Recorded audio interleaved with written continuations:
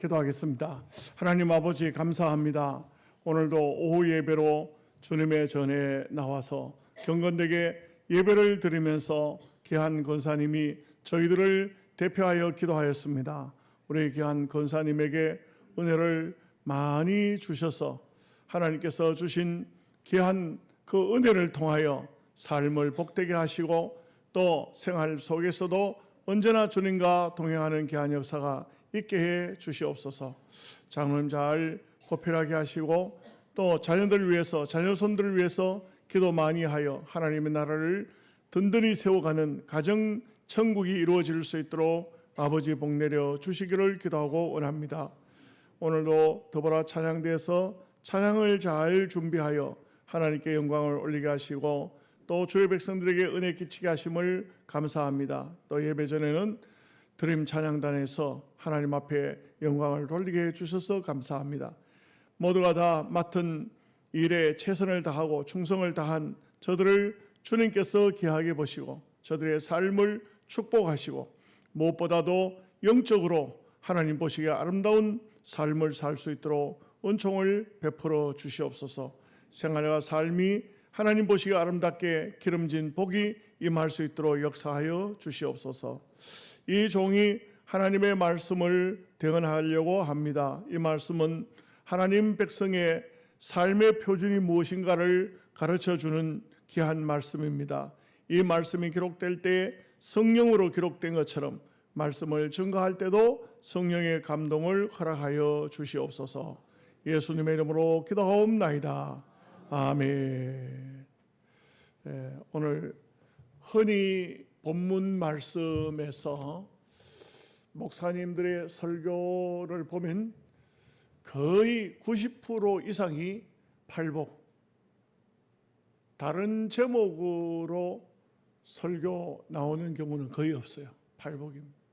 그런데 이제 이게 원체 우리 한국 교회에 익숙하게 또 미국 교회에 익숙하게 팔복이 되다 보니까 팔복 말씀으로 증거가 되다 보니까 다른 설교 제목을 잡으면 혹시 저 사람이 신학을 이상한 신학을 했나? 왜 그런 설교를 할까? 이게 좀 바뀌어져 있어요. 뒤집어져 있어요. 이게 보면은 여러분 옛날에 이런 얘기 있죠. 외눈박이가 살고 있는 섬이 하나 있었어요. 섬. 거기는 눈이 전부 하나밖에 없어요. 그런데 어떤 사람이 배가 고장이 나서 표로하다가 그 섬에 도착했어. 그런데 이 사람은 눈이 2개야. 그 눈이 1개 가지고 있는 사람이 그 사람을 보더니 야, 이거 어디서 이런 병신이 다 왔지? 이게 눈이 2개나 있네, 이게. 이렇게 됐어요. 그 사람은 거기서 병신으로 살아갈 수밖에 없어. 모든 사람이 다 그렇게 해. 이게 한국 교회에 어쩌면은 전통적으로 팔복이라는 말씀에서 벗어나지를 않아요. 팔복. 그런데 제가 왜 이렇게 말씀을 드리냐면 이 말씀 속에는 복이라는 말이 원문에서는 안 나온다는 거죠. 이게 이제 제일 큰 문제예요. 복이라는 말씀이 원문에서는 안 나온다는 것이죠. 그러면 이 복이라는 말이 어디서 왔을까? 그것은 중국어 성경에서 왔어요. 우리가 성경을 번역할 때 초기에 중국어 성경에서 번역했어요. 히브리어, 헬라어 이런 성경에서 번역할 만한 당시에 그런 실력자가 없었던 것 같아요. 그래서 중국어 성경에서 번역해 왔는데 이 번역이 아주 잘못됐다고 말하지는 않아요. 왜냐하면 카리어스라는 말은 은혜라는 말인데 기독교인들에게 가장 큰 복이 뭐냐 이렇게 묻는다면 근본적으로는 은혜가 맞아요. 은혜가 충만한 성도 보고 당신 복 받았네 이 말이 맞다니까. 그래서 은혜라는 말이 그대로 이 말씀 속에 복으로 번역이 되고 또 많은 주의 종들이 목사님들이 심지어는 신학 교수님들까지도 이 말씀을 가지고 설교하면은 다 팔복이라고 그래요. 그 한국의 유명한 목사님들도 마태복음 주석을 해놓은 걸 보니까 다 팔복으로 이렇게 주석을 해놨어요. 틀린 것이 있다면 원문 성경 설교하는 사람들은, 원문으로 설교하는 사람들은 팔복이라는 말을 사용하지 않아요. 그래서 이게 마태복음을 근본적으로 어째 이래 보면은 또 한편으로 또 이해가 되기도 해요. 왜 이해가 되냐면은 우리가 생활과 삶이 동떨어진 설교는 할 필요가 잘 없잖아요. 그럴 필요가 없잖아요. 우리하고 동떨어진, 우리 생활과 밀접한 관계가 없는 이런 말씀은 할 필요가 없잖아요. 그래서 보면은 우리가 성경도 이래 보면은, 저도 설교 준비할 때 보면은 그렇습니다. 뭐 예를 들어서 아가서 성경 굳이 그거 할 이유는 없는 것 같아요. 물론 뭐 예수님과 우리와의 관계라 솔로몬과 솔라미 여인의 관계라 하지 한 번씩 성경을 배울 필요는 있지만 굳이 그 말씀 가지고 막 요즘에 저 설교하려고 하면 말들이 뭐 좀 약간 그 단어가 어휘가 교회에서 사용하기가 어려운 단어들이 많아요. 뭐 네 유방은 어떻고 이렇게 해서 하면 그 젊은 아이들 들어왔다가 교회 처음 들어온 아이들은 저 목사가 좀 미쳤나, 뭐 어떻게 성경에 그런 걸, 성경 말씀이 있다는 것을 정확히 알지 못하면은 그런 경우도 생겨요. 그 어떤 목사님이 그러잖아요. 하도 그 가정에 고난이 많으니까 욥기를 좀 많이 읽으십시오 했더니 그분이 예배 끝난 다음에 목사님 하나 질문할 게 있습니다. 예, 말씀하시죠. 욥기는 어디 가면 구하겠습니까? 웃는 분들은 왜 웃죠? 욥기를 어디 가서 구하느냐, 그렇게 되는 거예요. 그렇게 되는 거예요. 그래서 굳이 그런 말씀들을 오해를 받아가면서 할 필요는 없다. 근데 우리가 이제 신앙이 어느 정도 뭐 그야말로 예수 믿고 천국 가시오, 거기서 끝나지 않고 조금 더 레벨이 끌어올려 가지고 천국 백성은 어떤 삶을 살아야 되느냐, 이렇게 할 때는 좀 문제가 온다 이 말이에요. 예, 온다 이 말이죠. 그냥 우리가 그냥 예수 믿고 천당 갑시다. 예수 믿고 천당 갑시다. 그냥 믿어 천국, 믿어 천국, 믿습니다 천국 백성이네, 이렇게 하고 그냥 나머지는 그냥 덮어놓고 믿읍시다. 덮어놓고 믿읍시다. 그런 말씀이 있어요. 예, 아멘입니다. 그럼 믿어줄게요. 그렇게 신앙생활 할 수는 없잖아요. 그렇게 할 수는 없잖아요.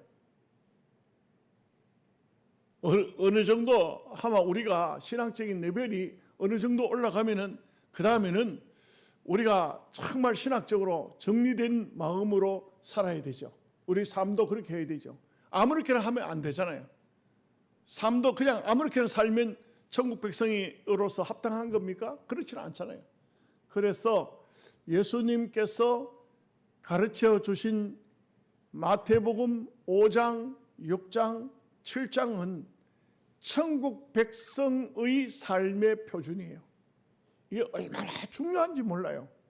너무 중요한데 여러분이 마태복음을 배우는데 다른 말씀도 다 중요한 말씀이지만 5장, 6장, 7장을 제대로 배워야, 이 제대로 배우는 거 그냥 듣는 걸 끝나는 게 아니고 이게 몸으로 실천되어져야 천국 백성으로 합당하다고. 그게 얼마나 중요한지 몰라요. 마태복음 5장, 6장, 7장을 다 덮어놓고 사는 사람 많아요. 덮어놓고 믿는 사람 많다고. 그런 삶을 살아서는 안 되거든요.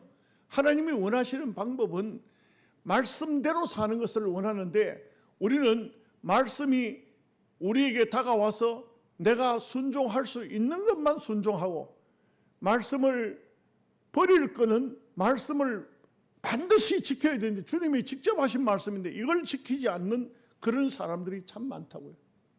그렇게 해서는 안 되는 것이죠. 그래서 우리가 사실은 가장 서론적으로 나오는 이 말씀이, 가장 먼저 나오는 말씀이 가장 중요하다. 가장 중요하다.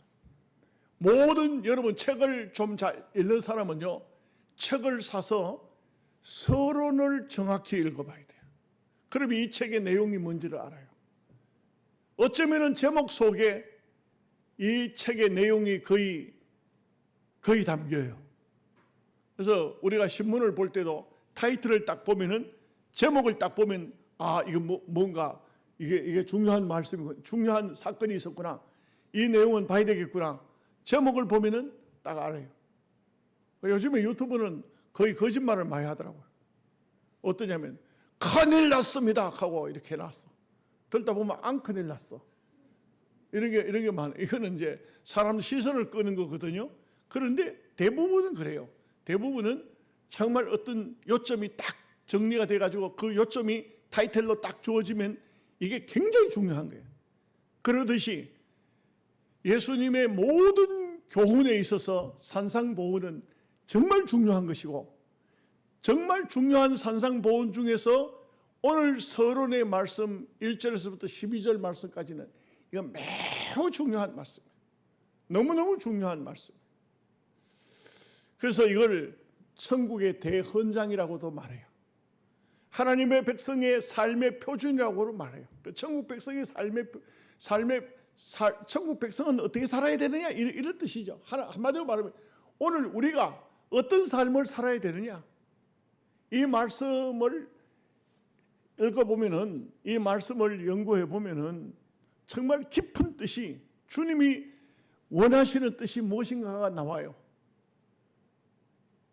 예수님은요, 제자들에게 너희는 이 세상을 사는데 모든 사람하고 섞여서 평범하게 살아야 된다, 모나게 살지 말라, 막 그냥 이 세상 사람들이 원하는 방향에서 틀어지지 말고 서로 외골수적으로 살지 말고 섞여서 살아가라, 그렇게 가르치신 적은 한 번도 없어요.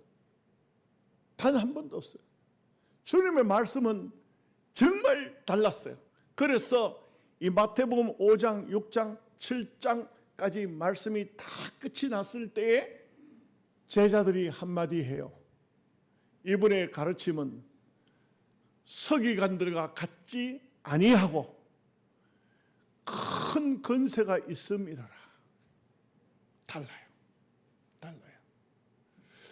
여러분, 율법만 가르치는 사람은 가늠하지 말라, 살인하지 말라, 도적질하지 말라, 그렇게 하고 보면 가늠 안 해야 되겠구나, 살인하지 안 해, 거짓말하지 않아야 되겠구나, 도적질하지 말아야 되겠구나, 그렇게만 기억하고 있어서는 안 되는 거예요. 율법 속에는요, 법령이 있는 반면에 그 속에 숨겨져 있는 사랑이 있어요. 도적질하지 말라는 것은 남의 물건을 훔치지 말라는 것도 있지만 남을 보호하고 사랑하는, 남의 것도 인정해 주라는, 남을 사랑하고 남의 것도 보호해 주라는 그런 의미도 그 속에 들어있다고. 가늠하지 말라는 것은 내가 어떤 여자를 보고 죄를 지을 마음을 품지 말라는 이 말씀만 들어있는 것이 아니라고요. 그 사람도 사랑하고 그 사람도 아껴주고 그 사람에게도 보호를 해줘야 할 책임과 의무가 있다고요. 그래서 율법 속에는 법령만 들어있는 것이 아니고 그 속에는 하나님의 사랑이 들어있는데 그 사랑을 가르치지 않는 거예요. 그러니까 이 율법사들을 말하자면 서기관들, 소위 유대 납비들은 법대로만 가르치는 거예요. 법대로만 가르치는데 그 법이 품고 있는 하나님의 그 사랑을 가르치지 않는 거예요. 그러니 이게 근본적인 것을 가르쳐 주지 않으면은, 자칫 잘못하면은 법이 그렇게 됐으니까 법만 시행하려고 하는 분이 있어요. 우리 총회에도 제가 단체 톡을 760명 정도 있는 목사님, 장로님들이 있는 단체 톡이 있어요. 그 단체 톡에 헌법연구소 소장이 정진모 목사님이고 제가 이제 이사장을 하고 있어요. 이사장을 하고 있고, 우리 교회에서 소장님이 책을 편했을 때 출판 기념회를 우리 교회에서 했어요. 그래서 전국에 있는 목사님들이 많이 오지는 않았지만 출판 기념회를 했는데, 그 소장님이 아주 그 공부도 많이 하신 분이고 총회 일도, 총회 서기도 하고 재판국장도 하고 뭐 여러 가지 일을 많이 하신 분이에요. 근데 이분은 항상 보면은요, 이렇게 그 법을 그 말씀하시는데 누가 질문을 하면 법에 대한 것을 해석을 하잖아요. 해석을 하는데 이분에 보면은 단점이 뭐냐면 딱 법령만 해결하고 거기 그 법에 걸리는 사람은 가차없이 교회에 출교할 것이고 제명할 것이고 이거는 면직할 것이고 이런 말씀만 나오지, 이 사람이 이런 일을 했을 때 면직하고 제명하고가 끝나는 것이 아니고 살릴 수 있는 방법에 대한 것은 얘기를 안 해요. 제가 볼 때는 좀 죄송하지만 딱 율법사들이야. 딱 유대교 선지자들, 서기관들 하는 게요. 그래서 우리가 하나님 말씀은, 주의 종들은 이렇게 하면은 죽는다. 그러나 살 수 있는 길이 있으니까 그 길을 택해라. 여기까지 나가야 돼요. 살 수 있는 길, 여기까지, 사랑까지 나가야 돼요.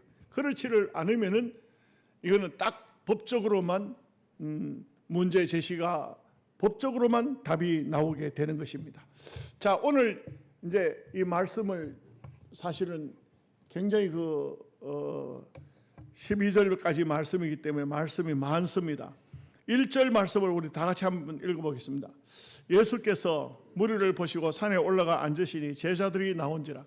여기 중요한 단어 하나가 있는데 뭐냐면, 산에 그 당시 뭐 5천, 3천 명, 5천 명 뭐 이렇게 많은 산이 야산으로 되어 있어요. 뭐 야산이니까 우리가 뭐 일월산 올라가듯이 그런 데가 아니고 거의 거의 약간 언덕진 이런 곳, 뭐 아마 영양의 앞산보다도 더 낮을 거야. 아마 성지순례 해보면 아는 게요.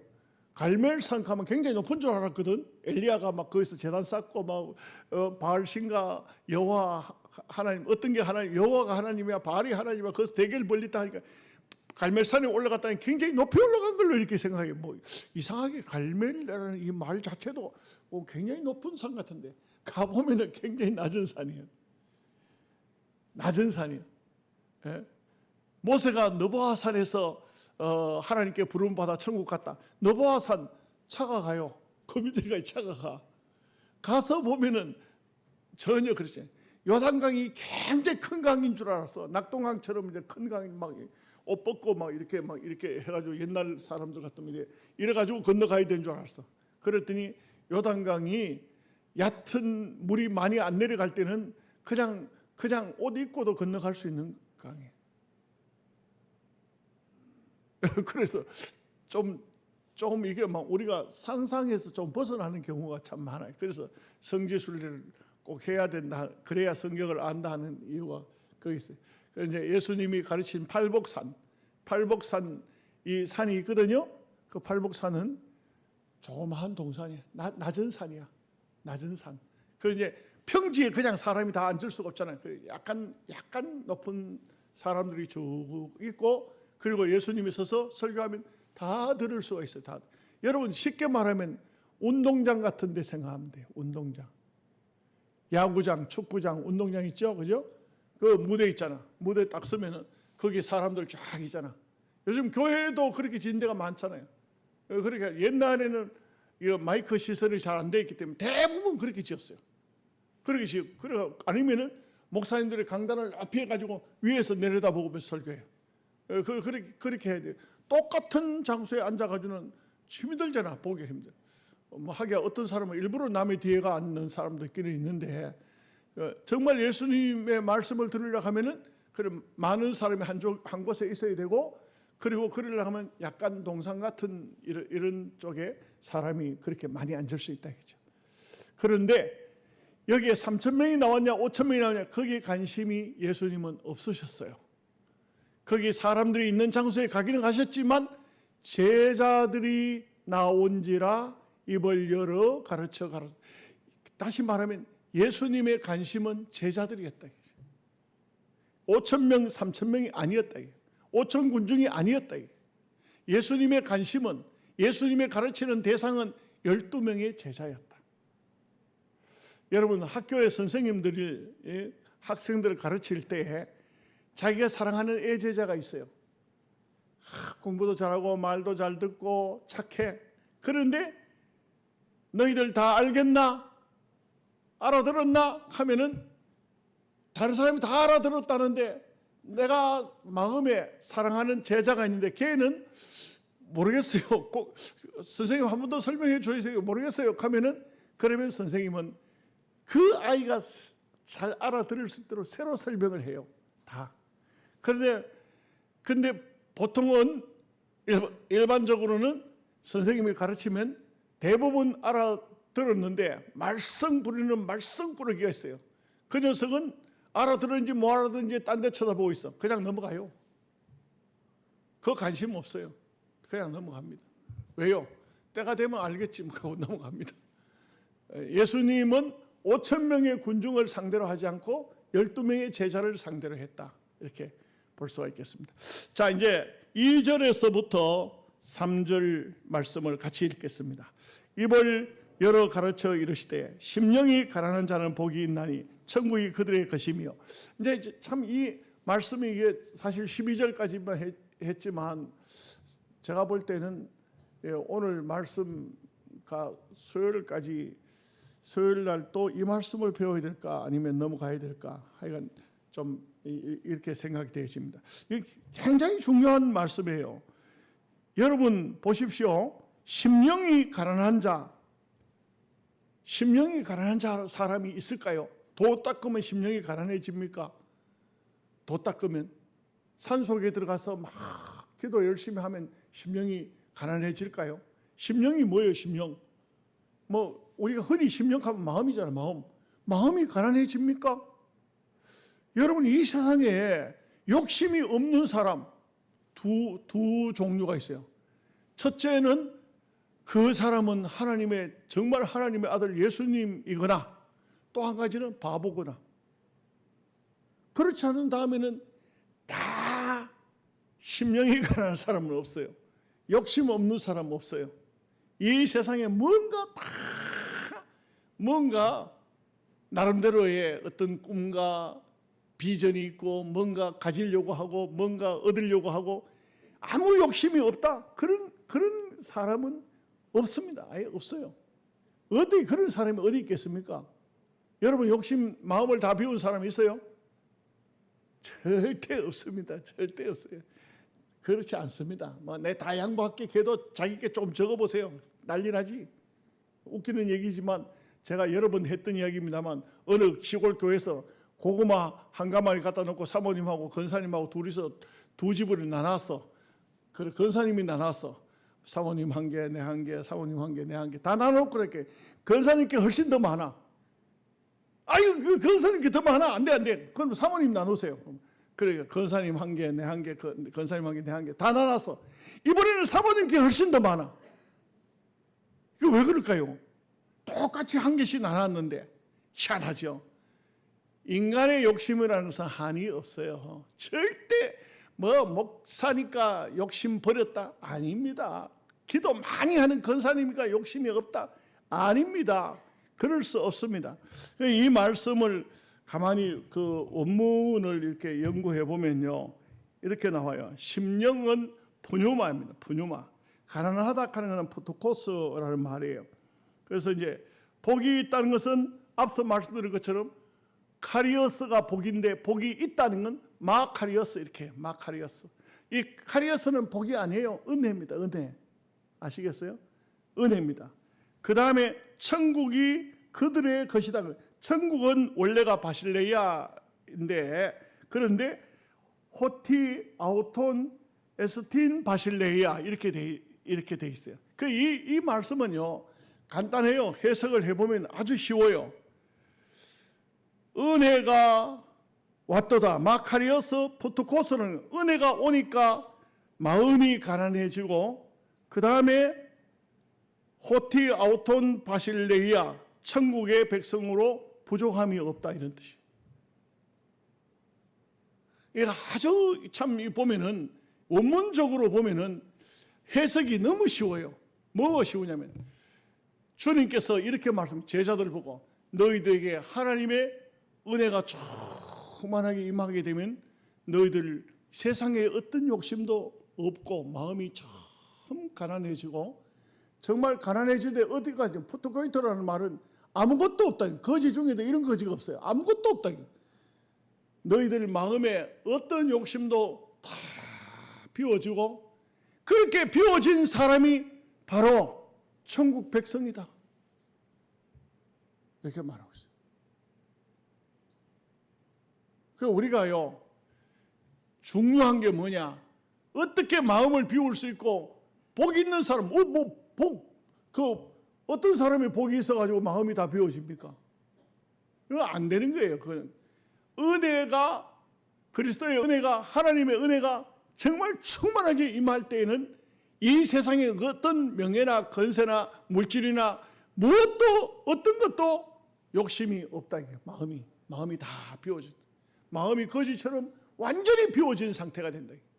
이런 사람이 천국 백성이라고 그랬어요. 이야, 참 천국이 그 사람에게 임한다 이거죠. 어떻게 이렇게 마음을 비워서 천국 백성이 될 수가 있을까요? 그 은혜라는 것은, 카리오스라는 것은 사실상 카리오스의 주인공은 하나님이고 예수님이에요. 우리의 마음속에 예수님이 계시는가? 여러분 잘 한번 따져봅시다. 내 마음에 예수님이 오셨는가? 예수님이 내 마음을 사로잡고 예수님이 나를 통해서 역사하고 계시는가? 그러면은 예수님 때문에, 이 은혜 때문에 모든 것을 버릴 수 있어요. 모든 걸 포기할 수 있어요. 모든 것을 내놓을 수 있어요. 이게 바로 그리스도인데, 오늘 우리가 과연 예수님을 모시고 살면서 우리가 마음에 은혜가 있다고 하면서 과연 모든 것을 포기하고 살고 있는가? 그렇지 않죠. 여러분들이 저한테 한번 물어보십시오. 목사님은 그렇게 하고 있습니까? 못하고 있습니다. 10번 물어도 10번 난 마음을 비우려고 하지만 그거 쉽게 안 되네요. 못 비웁니다. 비울 수 있겠어요? 어찌 보면은 우리는 다 말씀대로 못 살고 있어요. 이걸 알아야 돼요. 알아야 됩니다. 인정해야 됩니다. 인정하십니까? 무슨 말인지도 모르겠네요. 오시아는 커피로 한 잔 잡수고 오시지. 좀 정신 차려가지고. 이게 참 묘한 게, 주님의 말씀이 이만큼 차원이 높아요. 우리는 그 주님의 말씀에, 그 차원 높은 주님의 말씀에 들어가지를 않고 대부분 어디서 머무르느냐? 예수 믿고 천국 가시오. 예수 믿고 천국. 거기만 있어.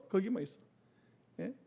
이런 상태에서 사실 설교를 하고 있는 목사부터 이런 설교를 한다는 것이 제 스스로가 말씀대로 그렇게 살지를 못하면서 이 설교를 해야 되는 이런 비극이 있습니다. 이런 고통이 있는 거예요. 그러나 우리가 그렇게 우리의 삶을, 우리의 신앙을 끌어올려야 되는, 이것은 알고는 있어야 돼요. 분명히 알고는 있어요. 우리라는 것은, 내라는 것은 어떤 것이냐?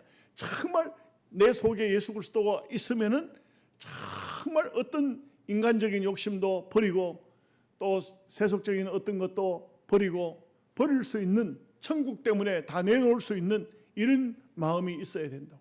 이런 게 있어야 돼요. 자, 그 다음에 4절 말씀 보겠습니다. 같이 읽겠습니다. 애통하는 자는 복이 있나니 그들이 위로를 받을 것이며. 여기에도 보면은 그냥 애통하는 자가 복이 있습니까? 그냥 뭐 때문에 애통해요? 애통하는 이유가 뭐예요? 애통할 수가 있어요? 그냥 아니에요. 여기도 똑같습니다. 이렇게 해석이 돼야 돼요. 은혜가 왔다. 예수 그리스도를 영접했다. 하나님이 내 속의 주인이 되셨다. 내게 하나님이 오셨다. 그럴 때 두 가지 면에서 놀라운 역사가 나타나요. 그 첫째는, 여러분 신생아가 태어날 때 제일 먼저 어떻게 태어납니까? 태어나면은 탯줄이 딱 끊어지는 순간에 응애 울어요. 애가 엄청 웁니다. 밤도 없이 낮도 없이 울어요. 근데 애 보고 물어봅니다. 니 왜 우노? 애기가 왜 우는 것 같아요? 엄마들 대답해봐. 애기는 없지만 지금 다 키웠지만, 엄마들 대답해봐. 애가 왜 우는 것 같아? 제가 물어보면 어떤 사람을 해요. 이 험한 세상 어떻게 살고, 지가 이제 태어난 놈이 뭐 험한 세상 어떻게 살고, 그를 생각할 여가 어디 있어? 왜 우는지도 몰라. 왜 우는지도 몰라. 뭐 때문에 우는지도 몰라. 그런데 막 울어. 엄청 울어. 여러분, 희한하게도요, 예수 믿고 성령으로 거듭나게 되면은요, 울어.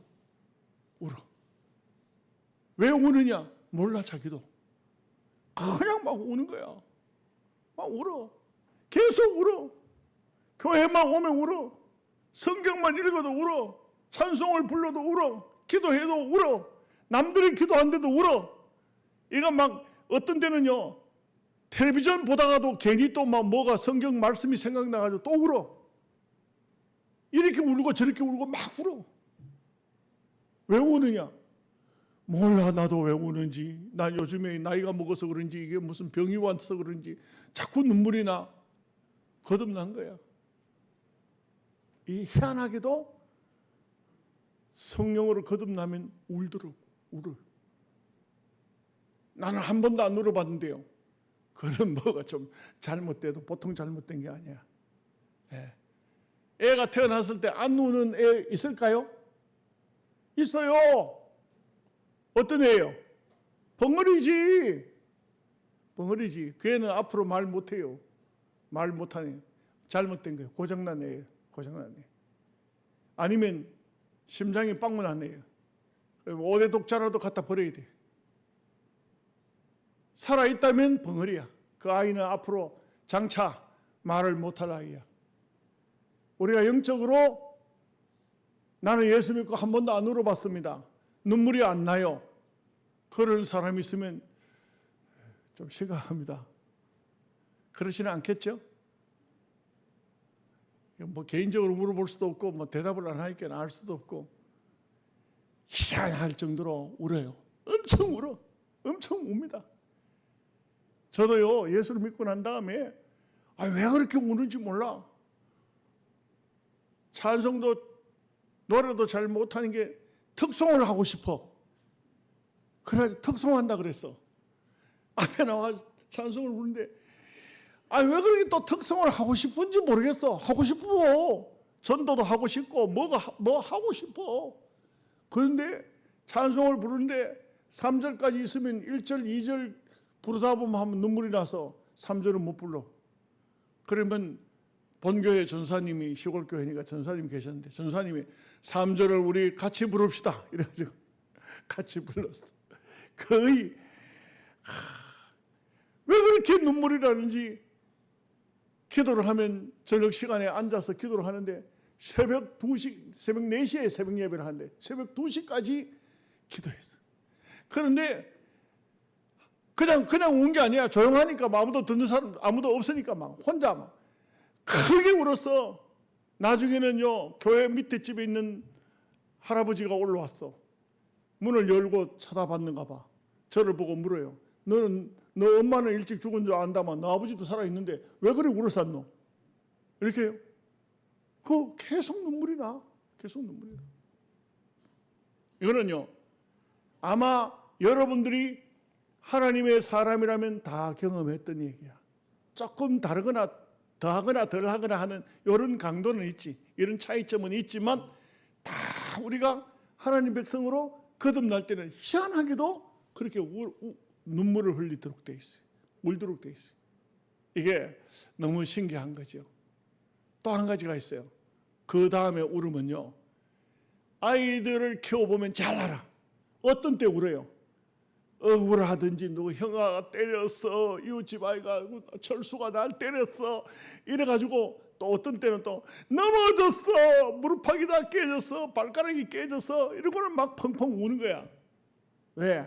오늘 우리 그리스도인들도 이 험한 세상 살다가 보면 억울한 일도 있고, 고통스러운 일도 있고, 속상한 일도 있고, 또 내가 잘못한 일도 있고, 뭐 이래저래 해가지고 매맞은 일도 있고, 이래서 우는 애통이라. 이런 애통. 그런 애통을 하는 사람이 뭘 하느냐? 위로를 받는다. 이거 당연한 거예요, 당연. 아니 멀쩡하게 웃고 있는 사람 위로하는 사람이 어디 있어요? 눈물이 나는 사람을 위로한다 이거지. 그래서 은혜가 오면은요, 은혜가 없는 사람은 안 돼. 그런 분도 계시더라고요. 목사님, 저는요 예수 믿었고 한 번도 울어본 적이 없어요.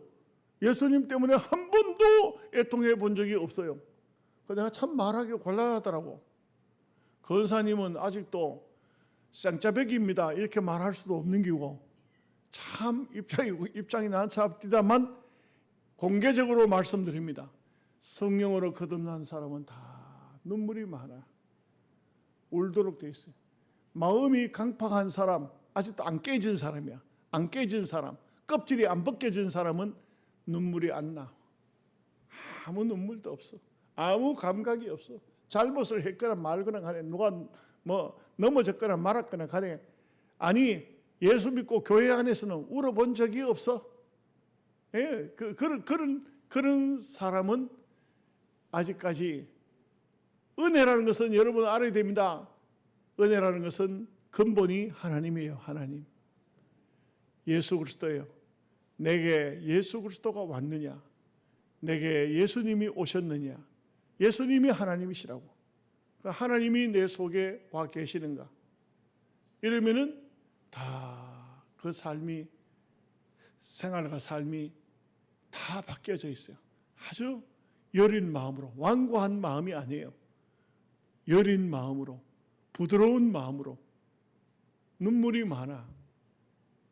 눈물이 많은 사람은 깡패를 못해. 눈물이 많은 사람이 어디 깡패를 어떻게 하겠어요? 정말 부드러운 마음, 하나님이 주신 마음, 깨끗하고 정결한 마음, 이런 마음을 가지는 거예요. 자, 5절 읽어보겠습니다. 같이 읽겠습니다. 온유한 자는 복이 있나니 그들이 땅을 기업으로 받을 것이며. 온유라는 말은 아나부라는 말인데, 아나부라는 말은요, 자기를 낮추고 고난과 괴로움을 하나님께 온전히 순종하는 마음으로 살아가는 사람을 온유한 사람이라고 그래요. 어떤 사람이 온유한 사람이에요? 하나님의 말씀대로 순종하며 살아가는 사람이에요. 여러분, 성경에 이런 말씀이 나와요. 민수기서 12장 3절 말씀에 이 사람 모세는 온유함이 지면의 모든 사람보다 더하니라. 야, 이상하죠? 나는 이 말씀 읽다가 깜짝 놀랐어. 모세가 온유하다니. 여러분 생각 안 납니까? 모세 안 배웠어요? 모세 어떤 사람이에요? 돌판 가지고 내려오다 우상 숭배하니까 그냥 막 그걸 그냥 던져가지고 금송아지도 깨지고 돌판도 깨지고. 애굽에 있을 때는 애굽 사람이 히브리 사람 때리는 거 보고 너 이리 와, 이 새끼 막 지어봐가지고 머릿속에 끌어 묻어버리고. 성격이 보통 와일드한 사람이 아니라 얼마나 그냥 성격이 대단한 사람이에요. 사람 때려 죽여가지고 모래 끌어 묻을 정도면 그 사람 보통 사람이요. 어이구 무시라. 하나님이 주신 돌판인데 그럼 가지고 막 때려가지고 돌판도 깨지고 금송아지도 깨지고 다 박살나고, 그걸로 깨진 걸로 그걸로 끝나지 않았어요. 금송아지를 갈아가지고 그 물에 태워가지고 백성들을 먹이는 거예요. 그뿐은 아니에요. 레위인들 보고 칼 차라 해가지고 막 저 춤추고 있는 걸 다 죽여라, 다 죽여라. 물론 이건 신앙적인 입장에서는 하나님께서 모세를 보고 잘했다고 말씀합니다. 죄를 청산하는 거니까. 악인들을 하나님을 대신해서 처단하는 거예요.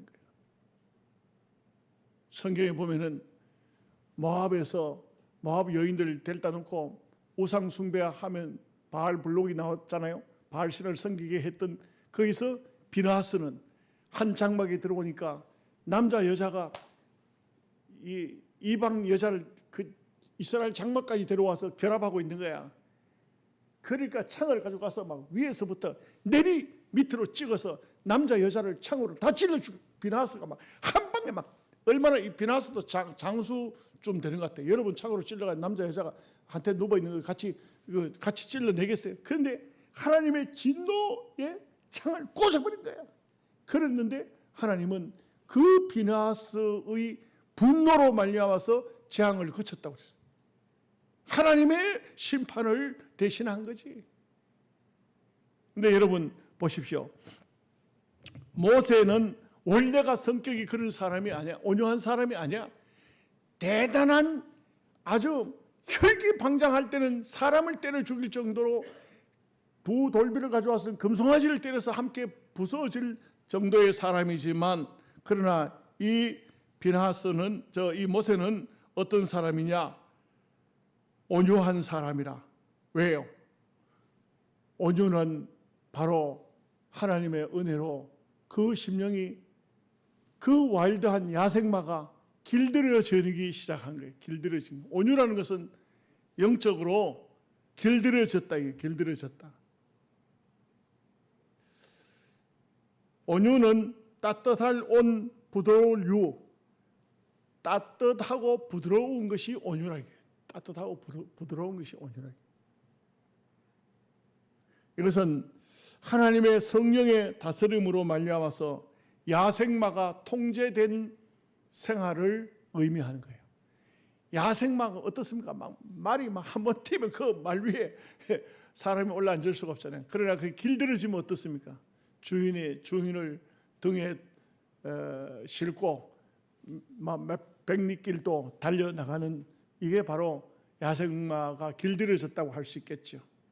우리가 하나님의 은혜를 통해서 내 마음을 다스릴 수 있고, 야생마 같은 기질을 다스릴 수 있고, 모세처럼 폭력적인 그런 마음이 다 하나님 말씀으로서, 은혜로서 길들여져서 따뜻하고 부드러운 사람으로 바뀌어지는 거예요. 이게 바로 성령의 역사라 할 수 있어요. 오늘 말씀을 여기까지만 하겠습니다. 어차피 이게 참 전부 말씀들이 다 중요한 말씀이기 때문에 그냥 계속해서 천국 백성의 삶의 표준에 대한 말씀이 앞으로도 계속해서 나옵니다만, 제목을 조금 바꿀란지 그거는 기도해 봐야 되겠습니다만, 우리가 이 말씀들은 너무너무 중요한 말씀들이에요. 왜 예수 믿으면서도 아직도 고함을 지르고 혈기를 내고 그렇습니까? 예수님이 속에 있으면 마카리오스 은혜가 마음속에 오면 그렇게 할 수 없어요. 예수 잘 믿는 사람이 예수 믿는 사람이 그냥 이상한 행동을 하고 우퉁버섯지고 혈기를 내고 고함을 치고, 이거는 예수님이 그 속에 있으면 그럴 수가 없다니까. 예수님 잠깐 나가 계세요 이렇게 합니까? 그럴 수가 없어요. 너희 속에 거하시는 이는 성령도 하나님이시요. 하나님이 내 속에, 너희 속에, 너희가 성령의 전인 줄 알지 못하느냐?